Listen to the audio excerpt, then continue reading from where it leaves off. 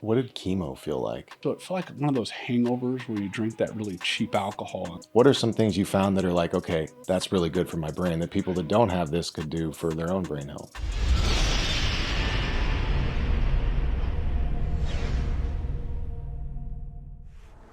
Welcome back, everybody. This is episode 2 of the Vibe with Humanity podcast. I'm here with Shawn Bartlett. He is a union rep for nurses.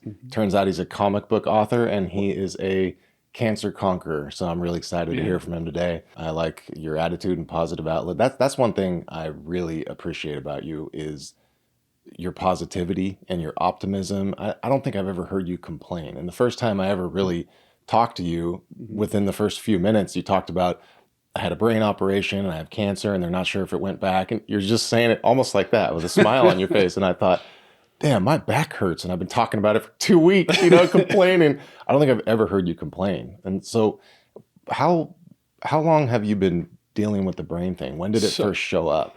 So it was pretty crazy. So I was actually bargaining the nurses' I was in the middle of a pretty tense negotiation in 2015.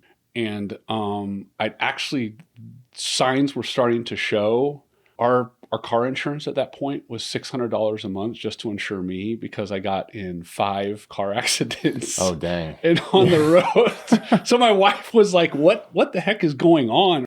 But apparently later on, I found out I was having mini seizures while I was driving. But then on top of that, apparently also I was sending documents to my boss and she was looking at them. And then like Wednesday, that same Wednesday, I would send the exact same thing. I would rewrite it. And if you looked in my history, there were like 2 of the same, almost identical documents that I had written up. And you didn't know you had already sent. I didn't realize I was having that. Where the big event was is my wife had gone with her sister to some lunch. She was getting married. And so I was watching our 1-year-old at the time. And, my wife came home. And I was passed out on the floor and our daughter was heavily soiled and was screaming, crying and everything like that. And when I came to, my wife couldn't figure it out because I was like, my eyes were all googly and I wasn't making any sense.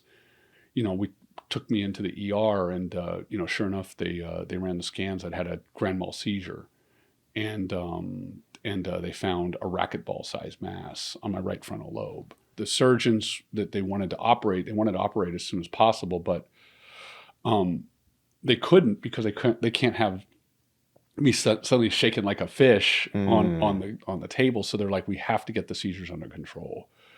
And so they gave me some medication. Unfortunately, the kind of medication I had, my family had a history of being allergic to it. And so I was hallucinating. And so I was having these seizures. But, the funny part about it, working with nurses, and this is kind of the embarrassing part is my wife was just like, I've got to 5150 him because he won't stay in bed. And he, he's talking to lamp posts in front of our house and stuff. He's got to go. He's got it. So he's got to go. I was like demanding that I was okay. Like I was like, okay, I'm fine and everything.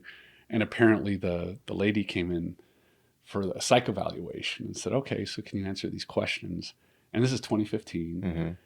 And she's like, what year is it? And I said, it's 1992. And, I need to get to class because suddenly I thought I was in college again, and she was like, who's the president? I said, it's George Bush. I said, you need to stop this.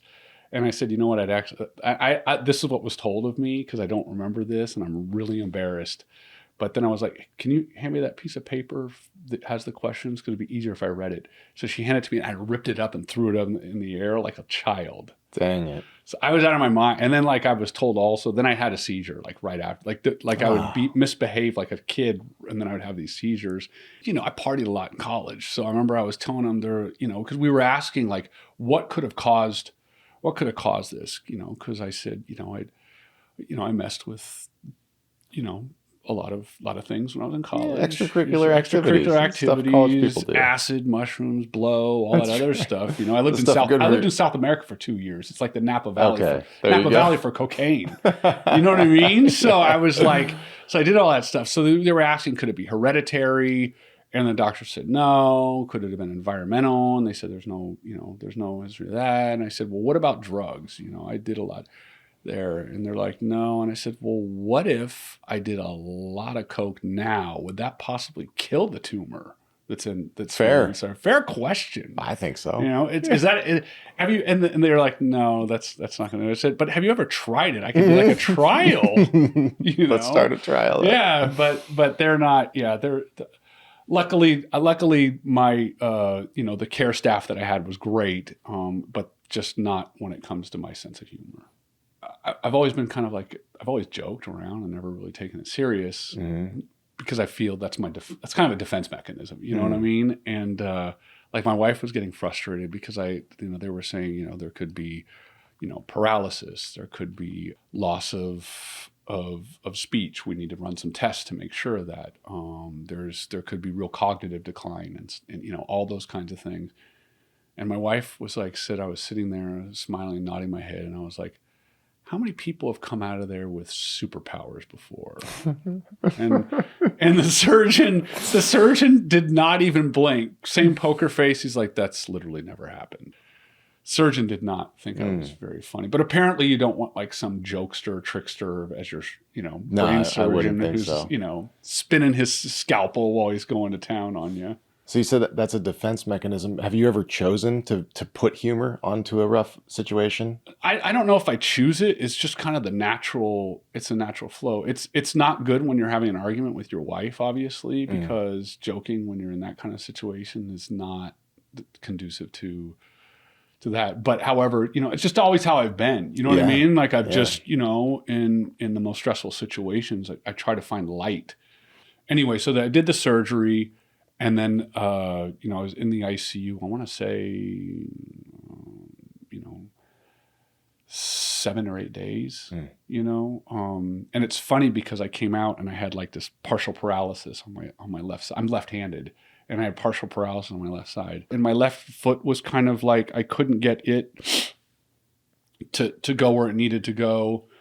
And in terms of that whole positivity thing, I went into kind of a little bit of a dark place at that point. You know what I mean? Like, how so? Just because it's like there was a doctor who told my wife kind of like, look, this is as good as it's going to get.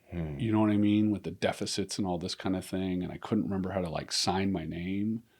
I could see it on my driver's license, but I couldn't communicate with my brain, my left hand, to write it that way. And that part was scary. And I remember going, because I was always in the gym and stuff like that. I couldn't do a push-up, you know what I mean, without collapsing and stuff. And so, and then the seizure medication that I had was 16 pills a day, and I was like, and they were prescribing pills to take care of the side effects of other pills, and then there were this, and so that was really, really hard. There's that saying from the Shawshank Redemption, "Get busy living or get busy dying." I think is where I heard it, and that kind of like struck with me, right? And so I started rehabbing hard because I wanted the physical part to get there. If they started out, they're like, Shawn, we need to build you back. So you have to let that go of what you used to be able to do, right? You're at where you're at now.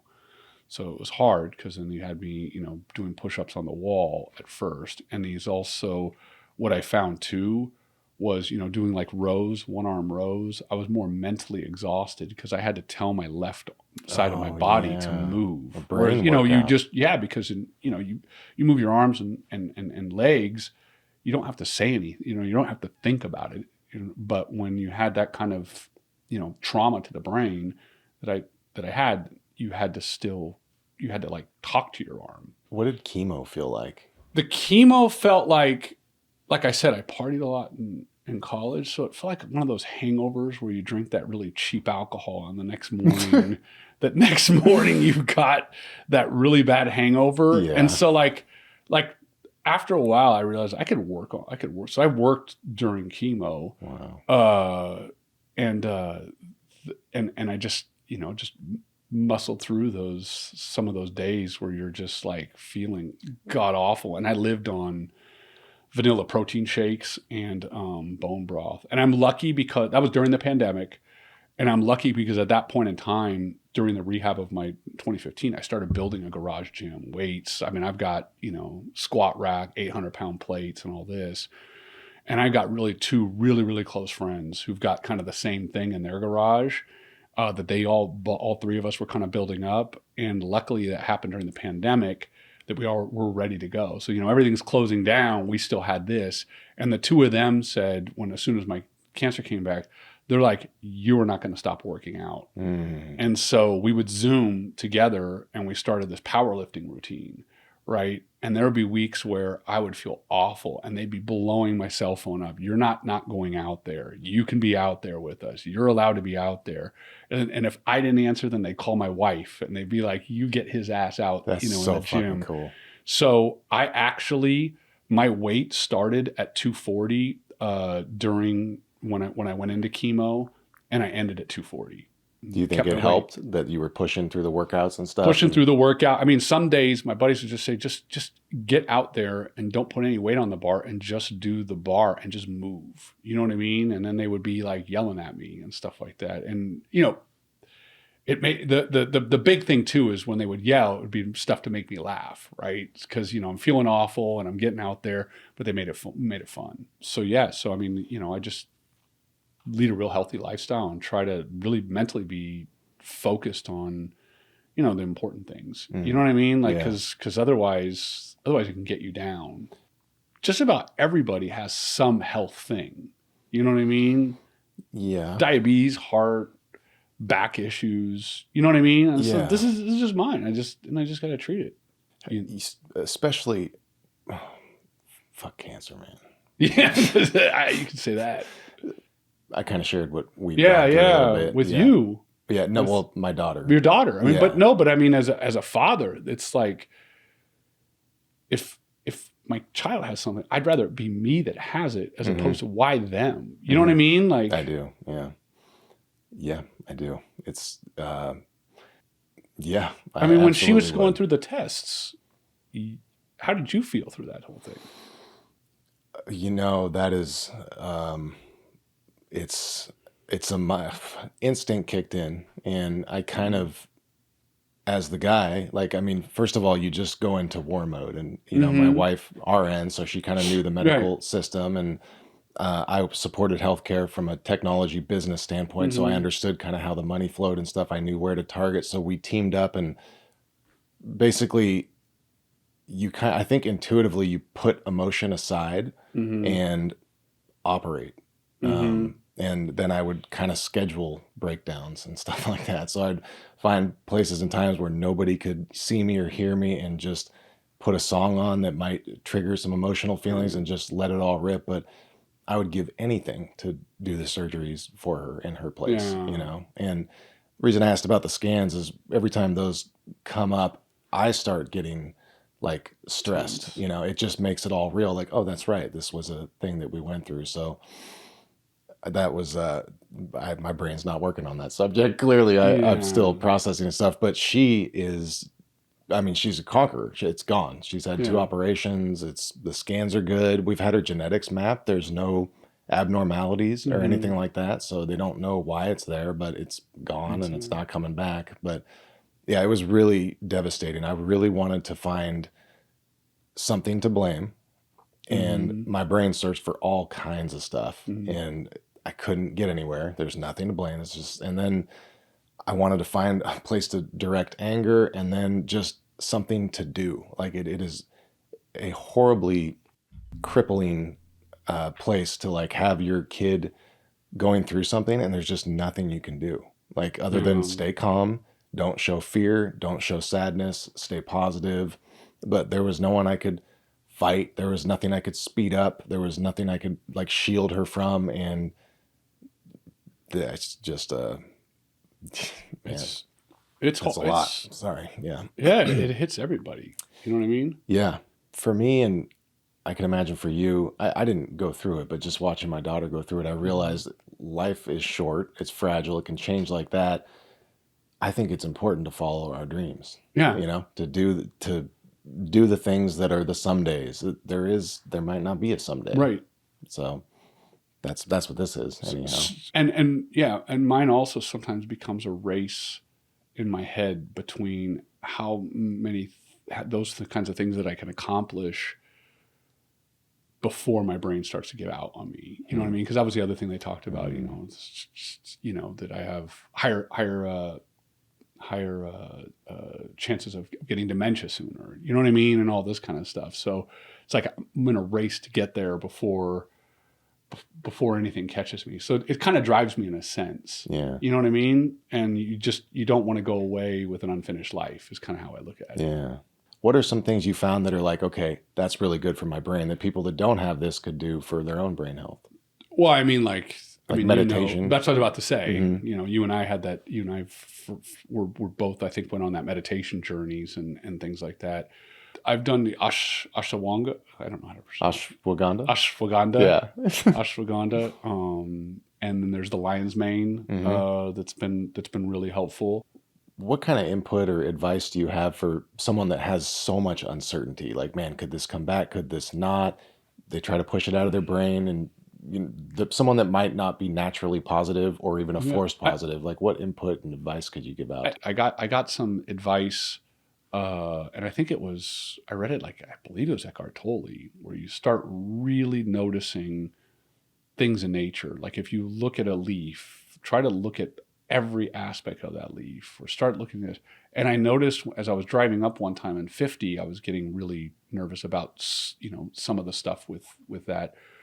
I started noticing all these waterfalls, and I started seeing them. And then one time I just got out of my car and started walking. I mean, I was dressed up and everything. Wow. Went on a hike right there. And I said, because I had tons of time on my hands, I was like, I gotta take a look at this. Like, I want to feel the air, and I want to see that all this kind of stuff. And it's amazing when you start getting out of that whole spinning process and you start looking at everything around you, what it is you see. So there's just been, a lot of different things that have helped me over the years to figure out a way to deal with this kind of stuff, and being thankful that, while I have, the thing that I've got right now, I'm able to walk, run, talk, all that kind of stuff, So and focusing on what you have instead of what you don't have. Right now, as opposed to what could, because there's still a lot of uncertainty with this, and and there are expectations, there's odds and things like that of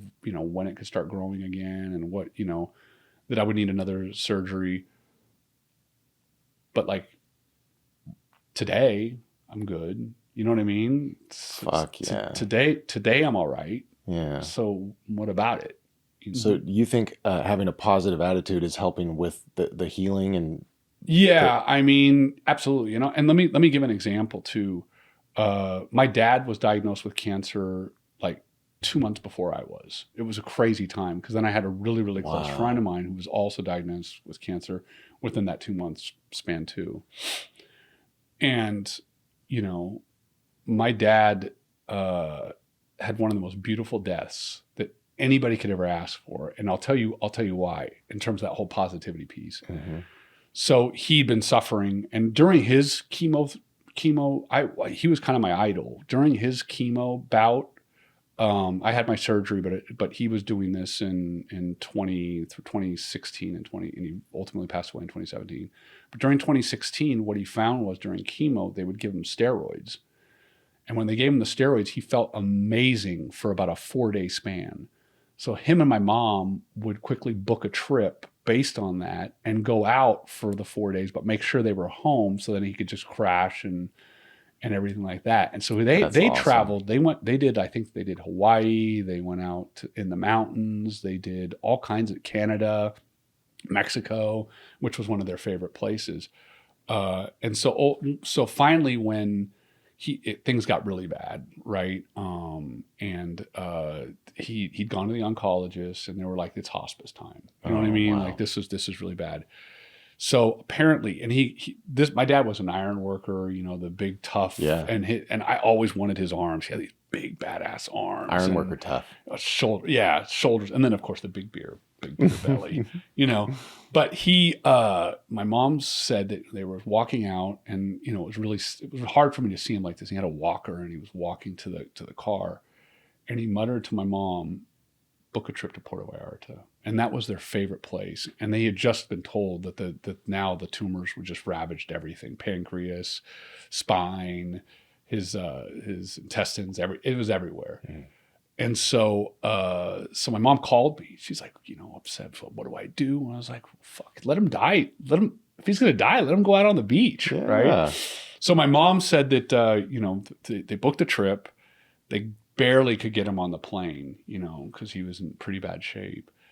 And they got to Puerto Vallarta. But the minute he got to Puerto Vallarta, suddenly, bam, something went on. And he had energy, and he was having a great time. And he was, you know, positivity. Yeah. So there's something in the mind that happened where they booked a week long trip to Puerto Vallarta, and for probably about half the time, half the time he was there, he was back, right? That's awesome. Drinking Coronas and having a good time and all that kind of stuff. And they met, you know, this one couple. One of my dad's closest friends came out and flew out to visit him.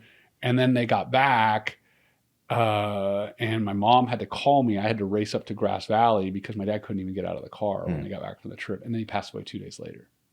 He went out how he wanted. Exactly, though. But like, how great. Amazing. Who gets that? You know what I mean? Like, who finds out that, hey, the end is imminent. Gets to go. Let's go to Puerto Vallarta. That's great.